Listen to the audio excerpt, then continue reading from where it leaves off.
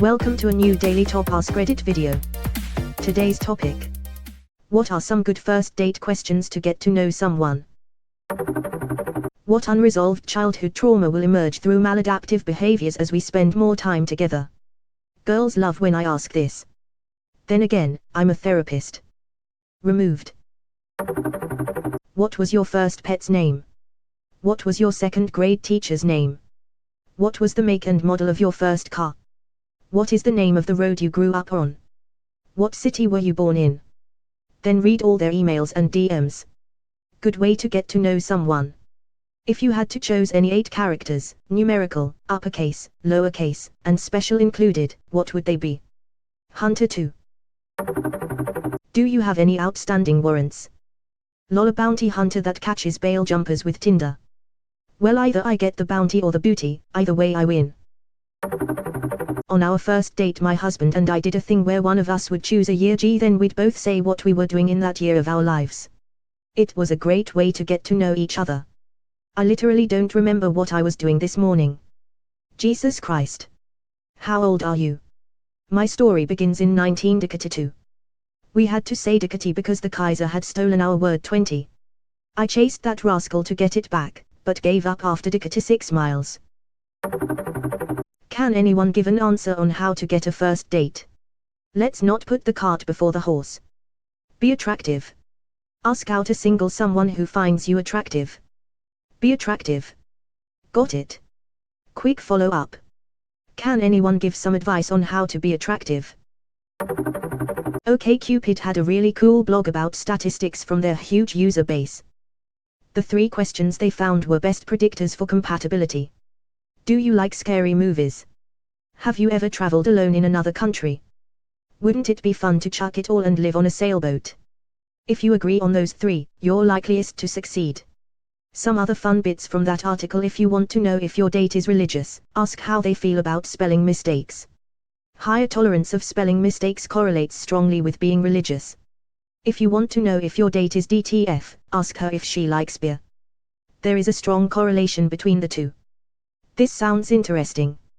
Can you please share the link to the article? https://theblog.okcupid.com. As you sit over coffee, get beyond the usual nice to meet you, how was traffic, having a good day to get the conversation flowing. The next question should always be: so are you aware that you need to put a serious tag on a post if you want to get good answers? Learned a valuable lesson about tagging posts on Reddit today. Lol, I don't post often and learned this the hard way. Which side were you rooting for in WW2? Dating a 90-year-old. Silver chaser. Which vegetable offends you the most? Stephen Hawking. That vegetable is serving as fertilizer nowadays. Kumquats. That's a fruit. Next. If it's a Tinder date, it be kumquats. Ask them who their favorite Muppet is. If they choose anyone other than Gonzo, explain why they are wrong and then leave. Norman. Animal for life. Then the rest of Electric Mayhem. The Swedish chef should really be a part of this conversation. If their name is an uncommon one, make sure you ask what's the correct pronunciation. Literally the first thing I said to my husband on our first date was hello, followed by a butchered attempt to say his name. He replied, what did you just call me? And up until that moment, I had never before felt the urge to jump into the nearby creek in mid-February. Elmeo, what's his name though? Bob. Lots of hypothetical situation questions. I find they help you understand how they think and prioritize their lives. Egg. If you could travel anywhere in the world for W month, all expenses paid, where would you go? What would you do?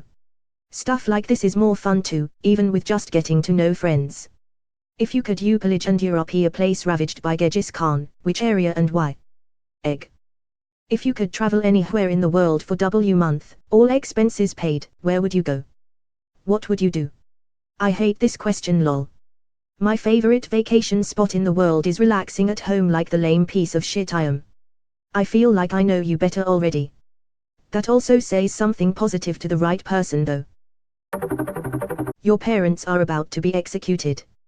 You are given a chance to save only one of them. Which one do you choose? Bonus points if you follow up with what's your favorite ice cream flavor. Considering I only have one living, this is an easy choice. Now one of my most liked things of all time is about my deceased dad. Nice. Not sure if you want to kill your parent or save them. Favorite dinosaur? Triceratops. Specifically blue ones. Fucking stupid. It isn't 1986. Nobody like Triceratops anymore. They're not even meat eaters. They're lame-ass herbivores. Growing up sucks. People aren't nearly as eager to know what my favorite dinosaur is. It's a Gorgosaurus. You don't care. I have googled Gorgosaurus and wish to subscribe to your newsletter. You got standards. Thanks for silver. Would you like some? You know some clap might make my life better. Do you use Reddit? If they say no, you can safely say something like oh, okay. And change the subject. But if they say yes, then you need to get up and walk away.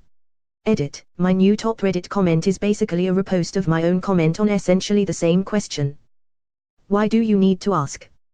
Can't you just see they're a fat greasy social outcast without any social skills or redeeming qualities? What a bunch of losers, those Redditors. They'll never have a social life. What do you like doing in your free time? I never asked about people's jobs. I didn't really care how they got their money, I cared how they got their excitement and passion. Joke's on you, my answer is work more. Asterisk cries in employment. Mostly video games and aim. Hey wait, where are you going? Hey there Dudemagui. Let me help you out. It's important to be honest about yourself with a potential partner, because if they end up liking you, you really want them to like you and not a person you pretended to be. However, you can usually deal with negative reactions to certain tropes and stereotypes by knowing why people might be apprehensive. Observe. What do you like doing with your free time? You, mostly video games and aim. Now, regardless of how fair it is, she has a problem. If she also likes those things, she probably doesn't want you to like her or get attached to her just as your aim girlfriend or gamer girlfriend, because you know, she's a person that has depth beyond that. Just like you do. You may not think so, but you do. If she doesn't like those things, then she probably instantly thinks of a stereotype of someone who is socially inept, emotionally temperamental, a bit OCD, and reclusive. So how can you be honest and help avert these kinds of fears? With something like this. What do you like doing with your free time? You, well, I like spending time with friends when I can, and we sometimes watch shows or play games together. If I'm by myself, I like relaxing with some video games or aim though. Now you may be saying I don't have any friends. Even if you think that's true, do you ever go to an aim club and watch something? Those are sort of like friends that you sometimes watch shows with. Do you have people online that you regularly play games with? Those people are your friends too, and you play games together. If you're worried about being deceptive, add more detail and context. It's fine to be more explicit about who these friends are, or how often you do those things. Because the point isn't to make you sound better, it's to show the other person that you value shared experiences. If you want to date someone, then sharing experiences with them is a critical part of that, and most people are going to rule you out if they think that doesn't interest you because it's nearly impossible to have a successful relationship without it. Are willing to engage in activities with a group that are better for the group, even if that isn't your preferred entertainment. You like watching aim and playing games, but if you had a girlfriend that you adored, would you be willing to do something other than that with her sometimes? I'm betting the answer is at least a cautious yes. There's probably things you still wouldn't want to do, but in general you'd probably step outside your preferences or comfort zone for someone you cared about. Demonstrate those things, and you can be honest about yourself without ruining your chances. This isn't a pick-up artist type thing, this is about understanding what you are saying about yourself, and trying to find a way to answer their question that lets you say more about yourself. They still might be uninterested in someone who likes video games and aim, but in that case it's much more likely you would have been unhappy with them as well. Edit. Please note that my second example is an example, not a script. It should match what is true for you. For instance, all of these would be improvements that are better for different types of people.